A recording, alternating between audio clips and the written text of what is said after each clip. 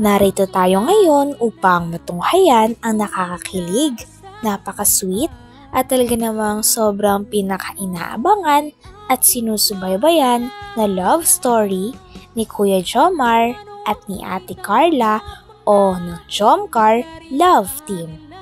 Sa pagpapatuloy ng ating istorya ay panibago na namang chapter ito ng kanilang istorya dahil for sure na panibagong memories na naman ito para sa dalawa.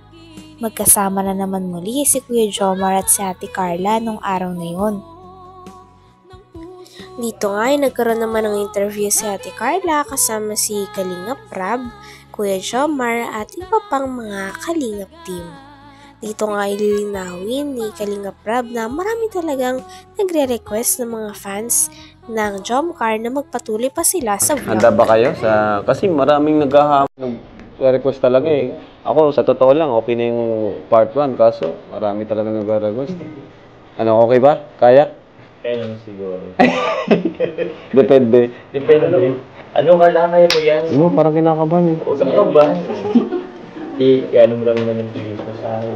Ay! Mukhang maamin nata. Mukhang dito na mag-aaminan.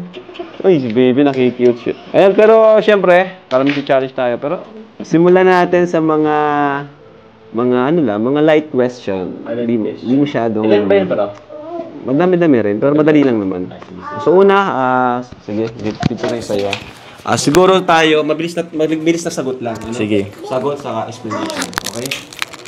First question natin, what is your biggest fear? Ano si Carla? Ako po yung mawala yung mga taong mahal ko sa buhay. Yung mga magulang ko na hindi ko pa natutupad yung pangarap ko para sa kanila. Ikaw, Papa John. Alas paras lang naman bro. Mawala yung Mga taong mahal ko. Yan. kagaya niyo. Siyempre yung family, tapos yung kalingap, tapos yung... Okay. Yun lang ba ang biggest fear? Ha? Wala ang family mo. Oo. Maliban doon. Ano pa? Yun na siguro. Meron pa ba? Ikaw. Maliban doon sa mawala ang yung magulang. Siyempre kahit sino naman, matik na yun eh. Matik na yun eh. Family Maliban members, doon. oo. Kumbaga maliban doon sa mawala yung loved ones. Maliban loved sa ones. mawala ang loved ones. Ano pa?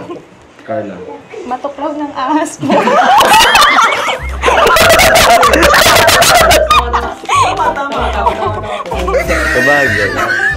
Sabagay. Ano sim lang? Takot rin kasi ako sa ahas, bro. Kahit na yung tipong ahas na yung di naman, yung mabait naman. Right? So, 5 things you cannot live without. God, God, family, parents, food. Ano pa? gadgets, Gadget like cellphone. money. Wow, very practical. Sino lang yung mahalo si... Ginagaya mo din. Oo nga eh. Siyempre kasama na yun. Dito nga ini-interview ni Kalingap Rab si Ate Carla tungkol sa kung ano daw ang gusto niyang balikan sa lahat ng pinasyalan nila kasama ang Kalingap. Sinabi naman ni Ate Carla na sa lahat daw ng kanilang pinuntahan, ang pinakagusto niya na balikan ay ang Palawan. Grabe at napakaganda kasi doon at maraming memories din ng Jomcar habang magkasama sila doon dalawa. Sa ano mo? Parang... Sadness. Oo, heartbroken, mas malala. Matagal ka bang matagal kang nakamove on? Ewan ko kung maka-move on. Siguro hindi. Until now, hindi. Siyempre hindi. Siguro nasasanay na lang din na he's not around. Pero wala. Parang hindi ako maka-move on sa na yun eh. Sa na yun. Ayun. Grabe. Ikaw naman, Carla, what makes you sad? Kapag nakikita ko may problema yung mga magulang ko, tas Gaya na magkaaway sila, gano'n, nag-aaway. Nagsusuntukan ba? Kaya lang hindi. Sige, so yun, pag nagkaaway ang magulang, masakit yan sa mga... Oo. Pag nakita. Tsaka po, pag may sakit po yung mga kapatid ko or sila mga May sakit. Kayo bro, ano nagpapalungkot sa inyo? Parang the same po kaya kasi mama pagka yung may sakit-sakit pamilya din. Okay, ikaw bro. Pero, Kaya maganda. Pag mababa ang ano. Kung may time machine, at kaya mo makapag-travel, makapag-time travel, ano yung gusto mong balikan? Palawan po. Palawan! Ay! Grabe naman! Kalamansi. Okay, so ikaw, Papa Jones. Yun siguro Palawan, Hong Kong. Yun. Tapos Hindi, siguro gusto mo nga yung mga personal. personal. Ano, yung time nandyan pa si Papa, syempre. Parang this time, parang ang ano kasi bro na, ngayon parang nabibless ako. Pero parang may kulang. Tsaka, yung gusto kong iparanas kay Papa dati, hindi ko naman yung magagawa. So gusto yun mo lang naman. bumalik doon na may paramdam sa kanya. Ngayon, nararanasan nyo. Tas yung success ko, yung i-share sa kanya, yung... Kita niya sana. Parang gano'n. Lalo kay James. Yun. Kasi po, ipil ko yung naramdaman ko sa James. Yung gusto mong iparanas sa magulang mo. Ay, tama Tapos, naman. kaso nawala na po sila. Ganun din ako. Ang pangarap lang ng tatay ko ng radyo, magkaroon ng radyo. Ngayon, Dito ay pinag-uusapan din ni Kuya Jomar at ng mga ibang kalingap ang goals nila na puntahan.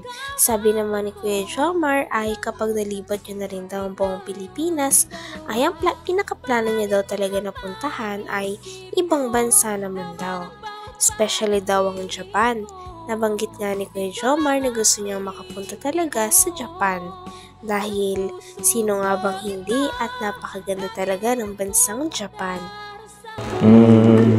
grabe yan. Ito, para naman medyo hindi tayo emotional. Tatlong countries na gusto mo i-travel, mapuntahan. Ikaw muna. Hong Kong po. Hong Kong! Thailand po. Thailand! Japan. Japan! Grabe. Oo. Ikaw, Papa Jones. Nakarating ka na sa Hong Kong. Nakarating lang ako sa Hong Kong, pero siguro, this time naman, Japan, tapos Singapore, tapos, saan pa ba? Sa US, America. US? Oo. Kayo? Saan nyo gusto? Iglap na lang tatay ko. Ay, grabe, okay lang yun. Ay, kuya. Kasi, I feel you, kuya.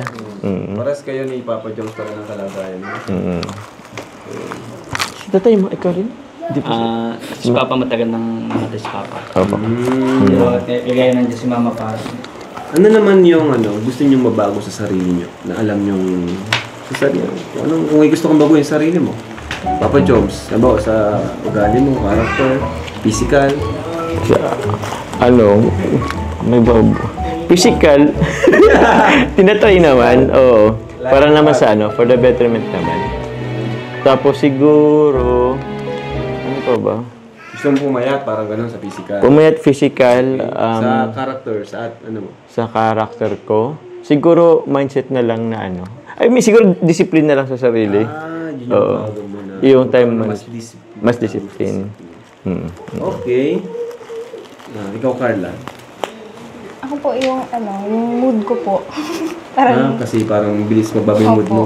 Oo, pansin ko nga. Moody. Moody. At least honest. At least aware siya. Ito ka lang. Uy. Ito ka lang. Okay. Ito naman next. Tell me something your fans doesn't know about you.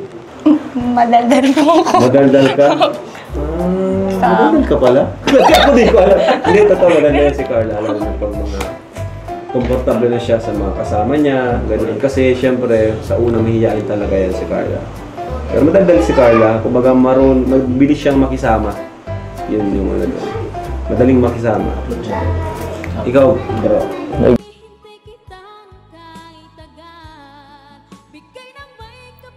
Hanggang dito na lamang muna ang ating nakakakilig, napaka-sweet at talaga namang sinusubaybayan at pinakainaabangan na love story ng Jomcar Love Team o ni Kuya Jomar at ni Ate Carla.